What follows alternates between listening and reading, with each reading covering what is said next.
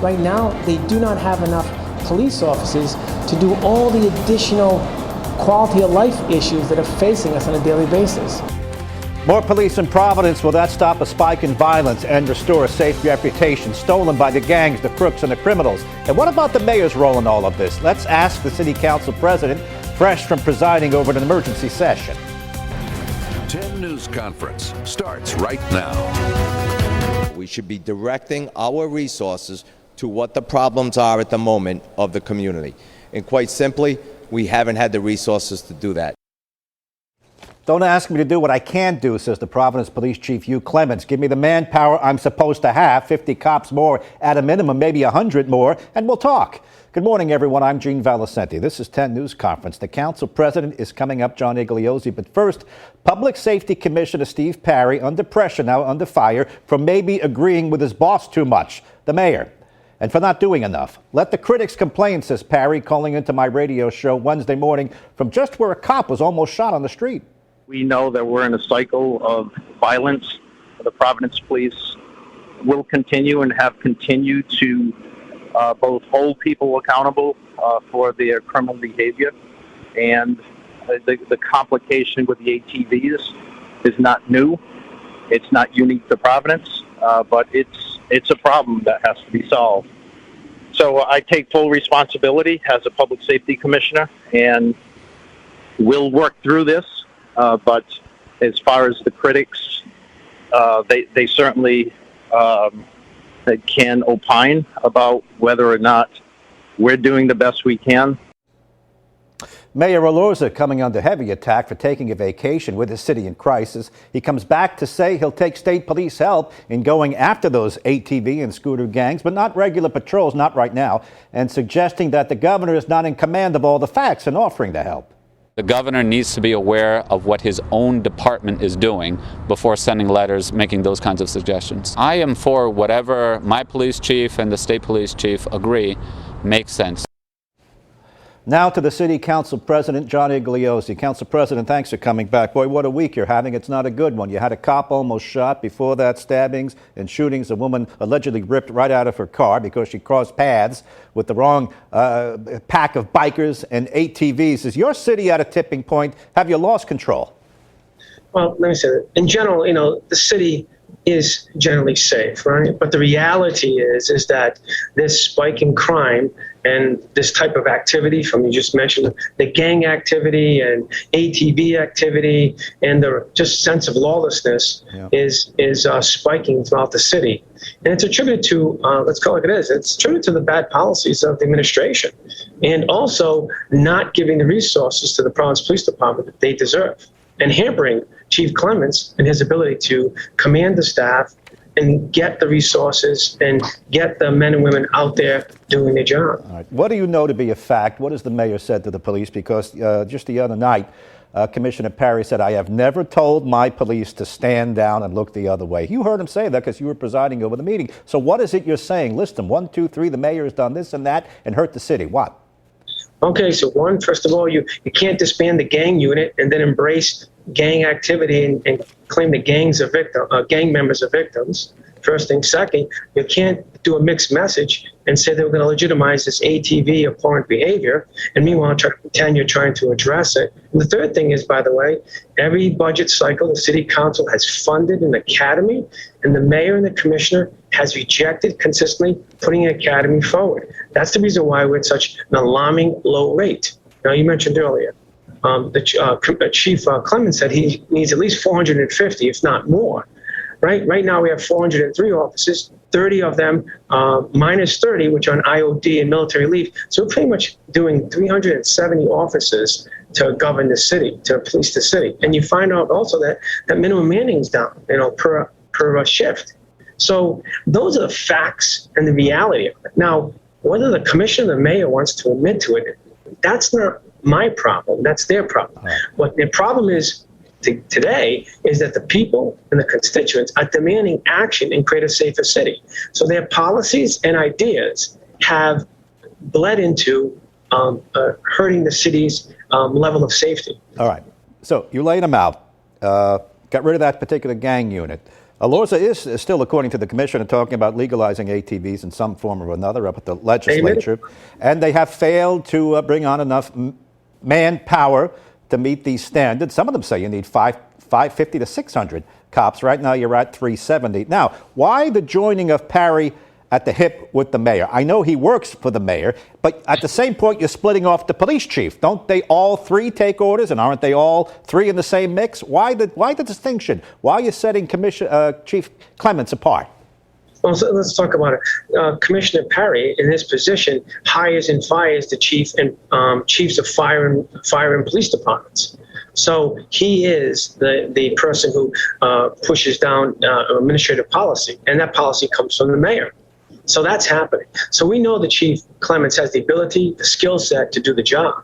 But we also realize that bad policies have created bad government, which created safety concerns today, which are generated from the administration, and then and then dictated by Commissioner Parry on down to the ranks. So he can say that, but we know the facts. The facts tell the truth, and that's the issue.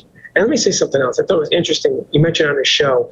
And after the 3-hour-plus meeting we had with Commissioner Parry, our emergency safety meeting the city council had, Commissioner Parry actually then, he viewed it as that we were critics, that these are critics talking about him. I think this is the disconnect.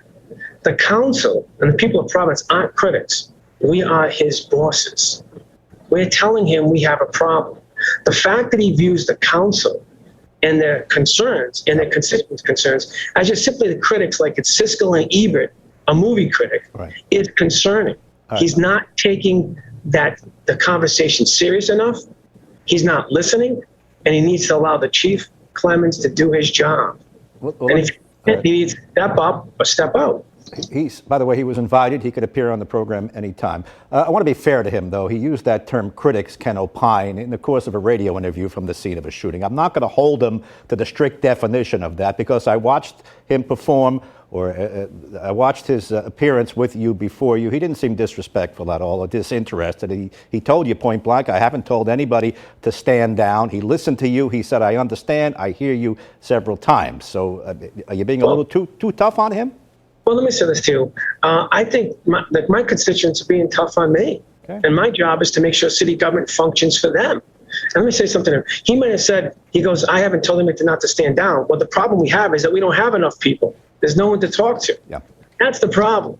The problem is there's a real situation going on. Now, let's go back. We're not just talking about having police officers come and do some type of stormtrooper activity. We're talking about bringing back community policing in the city of Providence, bringing back foot patrol, bringing back horse patrol, bike patrol, having the police officers become part of the fabric of our neighborhoods. It's missing. It's a great divide. And they don't have enough police personnel to man those posts. Right. That's what we found. And that's what people are asking for.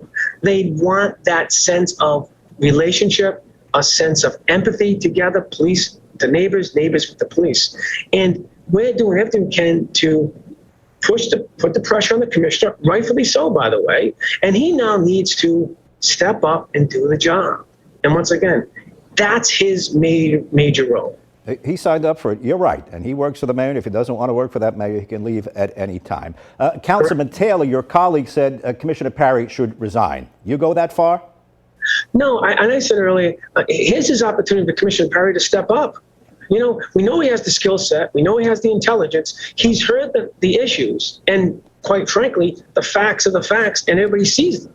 Right. He has an obligation, legal, moral, charter, to get the city and promote and make the city a safer place for all our neighbors, our constituents, our businesses, and our visitors. And right now, that sense of lawlessness is permeating, and we have to now change that to a sense of safety. How we get there? He got hired to do it. He needs to do the job. All right. He can't complain about it. He's got to do it. The issue is that it's been a long time coming. This has not happened overnight. This is something that's been boiling up the past couple of years in particular by bad policies. And this is the results of those kinds of bad policies. Are you asking for him to do something that we can't do right now? It's very difficult to herd ATV and motorcycle riders because they go up the sidewalk, they go down the alley, they spin around, they go down the wrong street the wrong way, and a cop can't do that in his cruiser. Are you asking something that other big cities haven't been able to figure out just yet? I'm going to say something. I don't believe so. I find it extremely hard to believe. And let me say something else. I think with the conjunction of the neighboring police forces and collaborating with the state police, they can put forward a true action plan and which you can address this. We deal with the drug dealers, the gun runners. We're dealing with organized crime. And are we saying that a bunch of teenagers and young adults running amok on our city streets, terrorizing our neighborhoods, can't be addressed and can't be eradicated, or at least tamped down to a safe level? That doesn't make sense to me, nor to my constituents. It makes no sense. So instead, they need to stop telling us how frustrated they are. They need to talk about what they're going to do and put a plan. But if that plan doesn't work, come up with another plan. Okay. If that plan doesn't work, come up with another. That's what you do. And you need to do that now. Fair enough. You don't have to be satisfied, and something has to be done. I understand that. Whether or not we have the solution right now, because I see in New York, I see other cities, right up here in Bridgewater, they're dealing with the same situation. Hold it there, because when we come back, I want to talk about police, rank and file, saying they've been demoralized. Also, what about the other politicians in town? Some of them talking about defund the police still. Welcome back to 10 News Conference. We're continuing with my guest, City Council President in Providence, John Igliozzi. The police told you they're demoralized, particularly over the suspension of this patrolman Hurahan, who used the term, "Who wants some more?" at that Sale Street brawl with pepper spray. Who wants some more? I know there's division in the ranks among that. They thought he was unfairly punished. You say what? Well, I don't know all the circumstances, nor do I know the standard of discipline, but there also has to be appropriate, punishment for the crime. Clearly, that situation could have gone extremely bad, right? I mean, it looks like two families not getting along at all for it looks like numerous times, right? You had the entire police force there trying to calm the situation. Can officers do a better job? Yes, of course, but, we also need to, as a community, hold all of us accountable too. Like the families there and the adults in that situation, they should have been de-escalating the situation. So, I don't know if it should have been that many days or that, but clearly it should have been at least a conversation about trying to deal with these types of high pressure situations. Maybe more retraining, but going to leave it up to the professionals. But I think it's not so much. It's the compounding effect. Throughout the few years in particular, the police department, rank and file, feel like they're not being supported, and people have been using them as the scapegoat for all the world's problems. So I can understand that. Okay, speaking of the us and not being supported, there are members on your city council still talking up defund the police. You have state senators in your city, state representatives, abolish the police. That's your party. That's your party. Have you done enough to stand up and say this is nonsense, this has to stop? Well, I mean, I've done my part. I've never support that at all. In fact, unfortunately, let me say that's a real threat. People need to really take that serious. I mean, don't forget, 5 council members voted against the budget because we wouldn't fund the police. Footnote, could I just interrupt you? That includes the now Lieutenant Governor, former City Council President Sabina Matos. You're right. Go ahead. The last budget. Last budget, yeah, when she was in charge. The last budget that we just passed, that I was in charge. Oh, all right. But prior to that, she was also on the defund the police crowd. She's jumped off that bandwagon. Go ahead. Well, I can't spread. That's fair enough. But I'm saying this past budget that I passed under my presidency at this time was 5 council members voted against the budget because we wouldn't fund the police. And by the way, and I think one of them is considering running for mayor. I mean, this is their platform. I mean, and I'll tell you something. It's a real threat. People need to take this serious. These elected officials are talking about abolishing and defunding the police, and they're really they're putting public safety in jeopardy, and they're not listening to the entire city. And they're motivated by, my mind, this social media kind of political positioning, very small interest groups. I mean, defunding and abolishing the police is an irresponsible position to take in city government at this time. People want to feel that they're safe and that we have a good, diverse, well-trained police force that brings community policing. So you're absolutely right.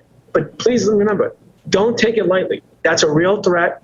And we're doing everything we can. The vote was close. Yeah. We have to work hard to get the budget passed. So they were so passionate that they voted not to fund the entire city government because we would not fund.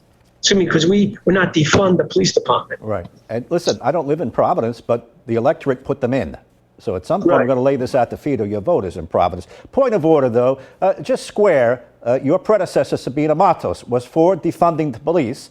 Now she's completely flip-flopped. Now that she's lieutenant governor, she's not. She said, oh, that was under pressure at the time and, the media and everything like that. She's changed her position. You want to just square that for me? She did what, and now she's doing what?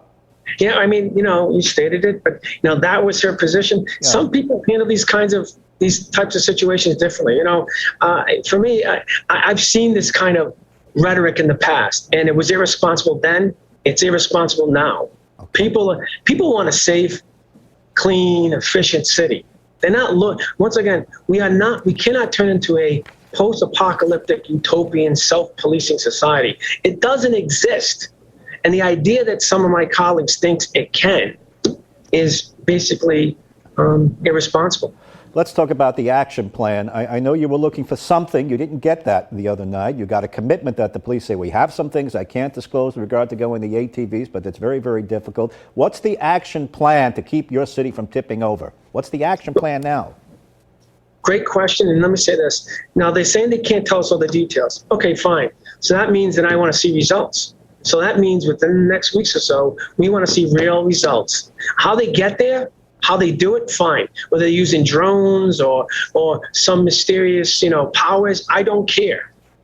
But they need to show the results that they get. They're corralling these ATV riders. They're stopping them terrorizing our neighborhoods. They're putting our gangs in check, and they're making our city safer. So once again, the facts will bore out whether or not what they're doing is happening. And if they're not, and if the facts show that nothing is happening, well then the pressure goes on again. And the pressure we put more on Commissioner Perry to do his job and to allow Chief Clements to do his job. The mayor was on with me when we taped our last episode. He said, overall crime is down. Yes, we're having a spike in shootings and we're having a spike in murders, but overall, you look back, crime is down. Doesn't he get credit, and Commissioner Perry and Chief Clements, for that? At the same time, we're whacking them. Don't we get to say overall crime is down? That's how they respond. By the way, and that's great. And that's the traditional response when you have these types of public safety crises. In fact, I think the mayor even started talking about how it's sometimes the victim's fault for not coming forward. It's like the classic political playbook, right? Mm-hmm.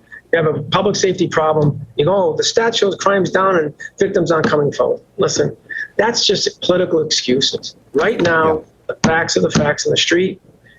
People, business owners are demanding proper action and to make our city safer.